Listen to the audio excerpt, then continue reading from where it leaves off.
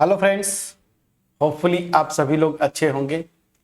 तो question number 7 मैंने homework दिया था आपको और होपफुली आपने ट्राई भी किया होगा। क्वेश्चन नंबर 7 की अगर बात करें तो देखिए यहाँ से क्वेश्चन नंबर 7 बिना देर किए हम स्टार्ट करेंगे सोल्यूशन। फर्स्ट पार्ट अल्टीमेट इस क्वेश्चन में देखें क्या बोल रहा है। A and B are two events such that probability of A is 0.54। उसी तरीके से प्रोबेबिलिटी ऑफ बी दिया है और probability of A intersection B दिया है। ठीक, अब आपसे पूछ रहा है सबसे पहला probability of A union B. Simple सा फार्मूला था फ्रेंड्स, यहाँ पे तो कुछ भी नहीं था। ये फार्मूला मैंने आपको बता रखा है कि probability of A plus probability of B minus probability of A intersection B. ठीक है, ये होता है आपका, ठीक है, फार्मूला। अब आप सीधे सीधे चूंकि प्रोबेबिलिटी ऑफ ए निकालना है, सारी वैल्यूज दी हुई हैं। प्रोबेबिलिटी ऑफ ए दिया हुआ है 0.54, प्रोबेबिलिटी ऑफ बी दिया हुआ है 0.69 minus probability of A intersection B दिया हुआ है 0.35। ठीक है ना। आप चाहे तो इसको पहले सिंप्लीफाई कर लीजिए, simplify in the sense plus. इसमें से इसको मैं सेपरेट करूंगा तो 0. यहाँ पे 4 आ जाएगा, यहाँ पे 3, तो 0.34 हो गया। अब इन दोनों को ऐड कर देंगे तो 0.8 और 5 और 3 8, तो 0.88 आपका आंसर आएगा। आंसर मैच करते मैं चलता हूं, 0.88 बिल्कुल सही है। सो फर्स्ट पार्ट आपका बिल्कुल सही है।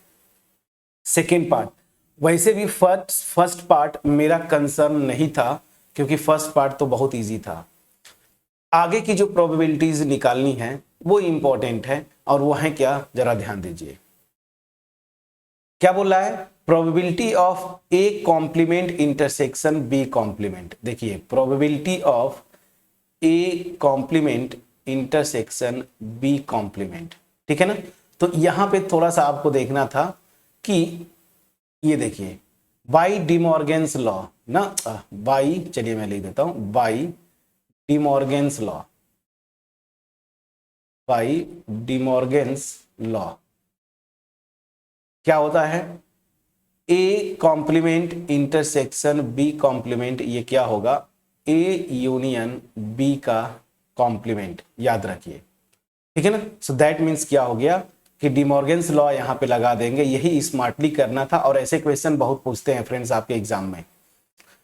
सो A complement intersection B complement मतलब probability of A union B के कॉम्प्लीमेंट की प्रोबेबिलिटी पूछ रहा है। और ये क्या हो जाएगा, यहीं पे मैं लिखता हूं, ये हो जाएगा 1 minus probability of A union B. और ये क्या हो जाएगा, 1 minus probability of A union B आपने यहाँ पे निकाल रखा है 0.88, तो यहां से हो जाएगा 21, मतलब 0.12 ना, 0.12। ठीक है। अब चलिए नेक्स्ट, यहां तक समझ में आया फ्रेंड्स। फर्स्ट पार्ट मेरा कोई कंसर्न नहीं था। हाँ, इसका सेकेंड, थर्ड और फोर्थ पार्ट आपकी सेट थ्योरी के जो भी कॉन्सेप्ट सीखे उसी पे बेस्ड ये यूज होगा। अब यहां पे जरा ध्यान दीजिए, ये जो पूछा था ऐसे नहीं डायरेक्ट निकाल सकते थे आप, तो फिर आप क्या किए, सीधे सीधे आप चले गए डिमॉर्गन्स लॉ पे और कितना इजीली आपने इसको निकाल लिया। अब चलिए थर्ड पार्ट पे चलते हैं। थर्ड पार्ट जो बोल रहा है यहां से, probability of A intersection B complement. इसको कई तरीके से कर सकते हैं। ए इंटरसेक्शन बी कॉम्प्लीमेंट का फार्मूला क्या होगा, ये पहले देखिए।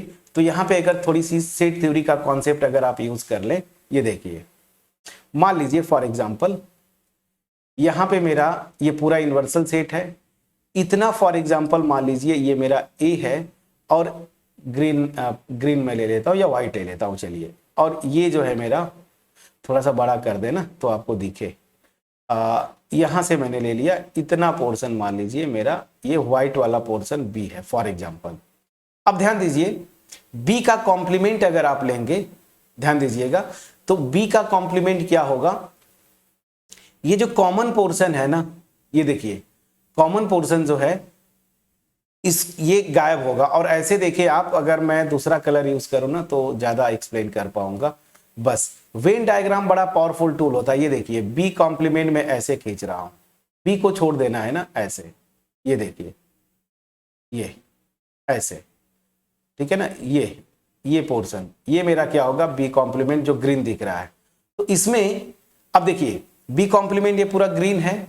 अब यही बी कॉम्प्लीमेंट का ए के साथ इंटरसेक्शन निकालना है। तो जब ए के साथ इंटरसेक्शन निकालेंगे, A intersection B complement, simple logic से अब देखिए क्या हो क्या रहा है। तो जब इंटरसेक्शन निकालेंगे तो इसमें क्या आ रहा है, जो सेट थ्योरी से हम लोग देखे थे ना, ये पोर्शन अगर मैं ऐसे इंटरसेक्शन की बात करता हूं तो ये ही पोर्शन आएगा। देखिए ये ए वाला पूरा इतना पोर्शन, इतना ही पोर्शन कॉमन आएगा ना, और ये व्हाइट वाले जो बाउंड्री है उसके इधर ही, मतलब यही पोर्शन तो मेरा था ए डिफरेंस बी का। याद करिए ए डिफरेंस बी यही हुआ करता था, ठीक है ना। ऐसे सेट थ्योरी से हमने निकाला कि ये जो ए इंटरसेक्शन बी कॉम्प्लीमेंट है वो मेरा क्या आएगा, ए डिफरेंस बी।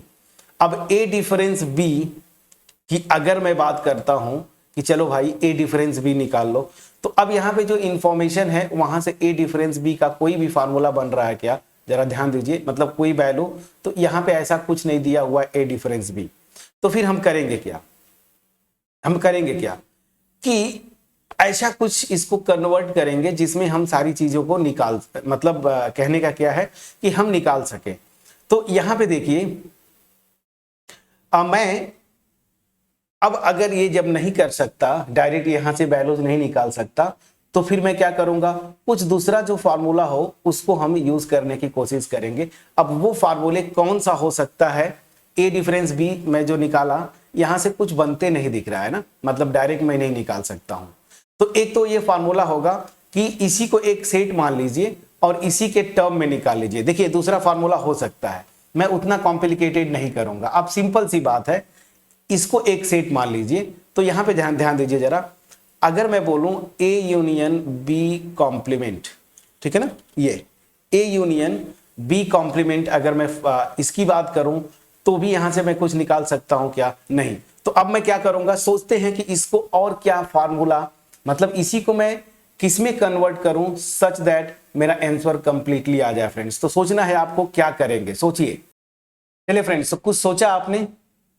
सो देखिए यहां पे मैं इसी को ये लिख सकता हूं क्या, जो नोन क्वांटिटीज है ना उसी के टर्म में मैं लिखना चाहता हूं।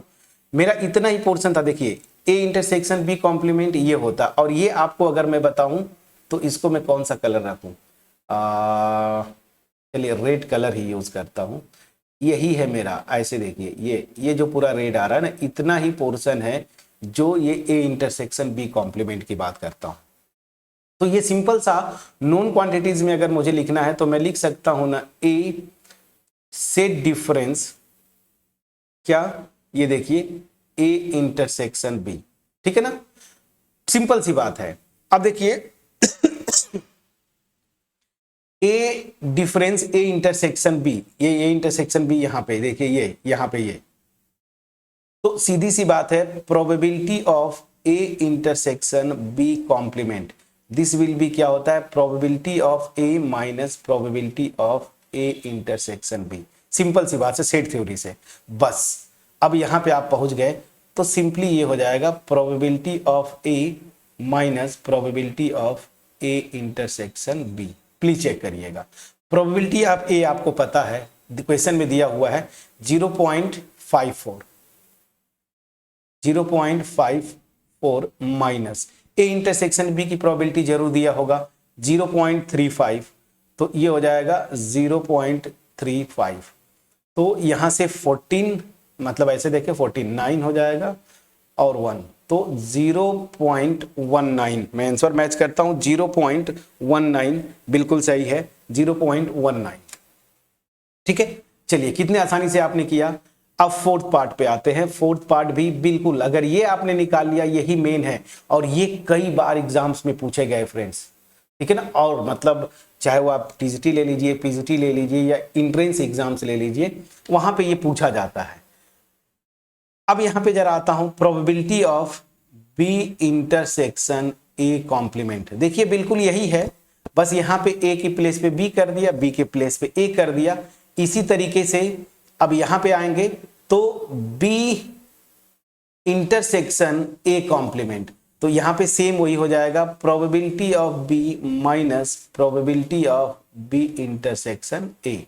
अब प्रोबेबिलिटी ऑफ बी आपको क्वेश्चन में दिया जरूर होगा 0.69, तो ये दे दिया आपका 0.69 माइनस 0.69 ये इंटरसेक्शन 0.35, सो 0.35 प्लीज चेक करिएगा।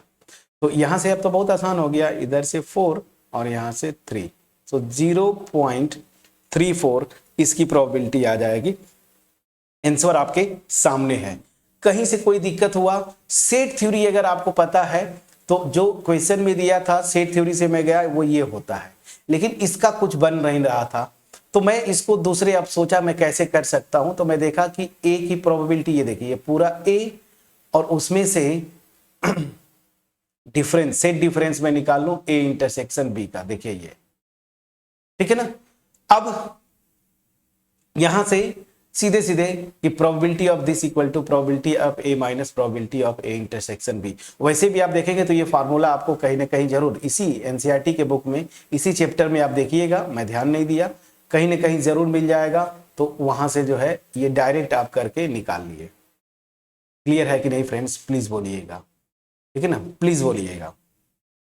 चलिए, तो सिंपल सा सेट थ्योरी का कॉन्सेप्ट है। अगर यहां पे ये कंफ्यूजन है तो कोई बात नहीं, जो प्रोबेबिलिटी का फार्मूला लगाते हैं, ए को favourable number of outcomes minus कर देंगे, ये जो कॉमन वाला फेवरेबल आउटकम होगा तो आपका यही निकल जाएगा जो हमें निकालना है, ये और ये, मतलब ये देखिए कितने आसानी से आपने निकाल लिया।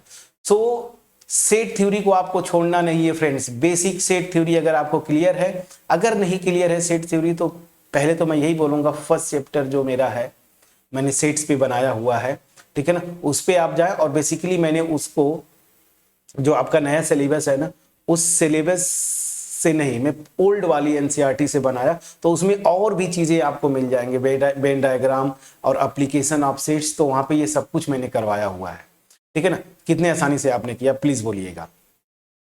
सो इस क्वेश्चन नंबर 7 में जो मेन था, एक जो आपका था डी मॉर्गन्स लॉ, ये बार बार यूज हुआ, इसके पहले भी क्वेश्चंस में यूज हुआ, और फिर ये वाला कॉन्सेप्ट जो है, तो ये सब कहां से आता है, जब तक ये वेन डायग्राम आप नहीं बना पाएंगे, ठीक है ना। चीजें क्लियर हो पाई होंगी, कहीं पे कोई डाउट होगा कमेंट सेक्शन में आप लिखिएगा, अदरवाइज अगर क्लियर हुई वीडियो को लाइक करिए, अपने फ्रेंड्स के साथ शेयर जरूर करिए। अब चलिए क्वेश्चन नंबर 8 में क्या लिखा है, from the employees of a company, कोई कंपनी है, 5 person are selected to represent them in the managing committee of the company, ठीक है, मैनेजिंग कमिटी है, उसमें से 5 एम्प्लॉइज को सिलेक्ट किया गया। लिखा है particulars of 5 persons are as follows. अब ये कुछ जो है नाम दिया हुआ है उन 5 पर्सन्स को जिनको की कंपनी के मैनेजिंग कमिटी में, ठीक है ना, शामिल किया गया, ऐसे समझिए, हरीश, रोहन, शीतल, अलिस और Salim.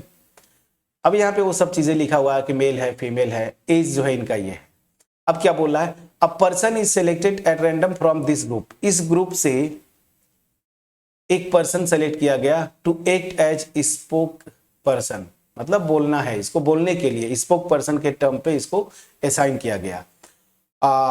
What is the probability that spoke person will be either male or over 35 years. अब बड़ा इंटरेस्टिंग, यही पे तो मेन घुमाया। क्या बोल रहा है, सीधी सी बात समझिए, कोई कंपनी है, उसके बहुत सारे इंप्लॉइज होंगे, उनमें से 5 पर्सन को इनको सेलेक्ट कर लिया गया। अब जो कुछ भी है आपको यही से फोकस करना है, ये 5 लोग हैं, जिसमें अगर ऐसे देखें तो 3 मेल्स हैं, ठीक है ना। तो अब इन 5 में से किसी एक को स्पोक पर्सन के लिए आपको सेलेक्ट करना है, ठीक है ना। लेकिन यहां पे सबसे इंपॉर्टेंट क्या है कि जो स्पोक पर्सन होगा, या तो वो आदमी होगा, मतलब मेल होगा, मतलब इन तीनों में से आ जाए, या फिर उसका उम्र 35 से बड़ा हो, मेल हो या फिर 35 से बड़ा हो। तो ध्यान दीजिए, मेल है तब तो कोई दिक्कत नहीं, एज का फर्क नहीं पड़ता, लेकिन अगर फीमेल है तो उसको 35 ईयर से बड़ा होना चाहिए। तो अगर फीमेल सेलेक्ट करते हैं तो किसको आप सेलेक्ट करेंगे, इस शीतल को सेलेक्ट करेंगे। क्यों? क्योंकि इसका एज, ये फीमेल है बट इसकी एज 46 ईयर्स है जो कि 35 से बड़ी है। यहाँ पे एलिस जो है फीमेल वो नहीं आएगी, सेलेक्ट की जा सकती क्योंकि इसका एज जो है 28 है जो कि बिलो 35 ईयर्स है। तो आपको निकालना क्या है कि प्रोबेबिलिटी निकालो कि जो स्पोक पर्सन को सेलेक्ट किया गया है वो या तो मेल होगा या फिर उसकी उम्र जो है 35 ईयर्स होगी। ठीक है ना। तो अब इस क्वेश्चन को अगर करना है तो इस क्वेश्चन में कहीं से कोई दम नहीं है, मैं तो पूरा बता ही दिया। चलिए क्वेश्चन नंबर 8 में यही से करता हूं। यहीं पे इतना लंबा चौड़ा क्वेश्चन लिखा है लेकिन क्वेश्चन बहुत आसान है फ्रेंड्स। देखिए क्वेश्चन में जितना डिटेल दिया हुआ हो ना, तब जैसे आपको लगे कि बहुत बड़ा क्वेश्चन, समझ लीजिए वो उतना इजी क्वेश्चन है। तो ध्यान दीजिए, आप लिखेंगे लैंग्वेज जो है, चलिए मैं लिख देता हूं, let E be the event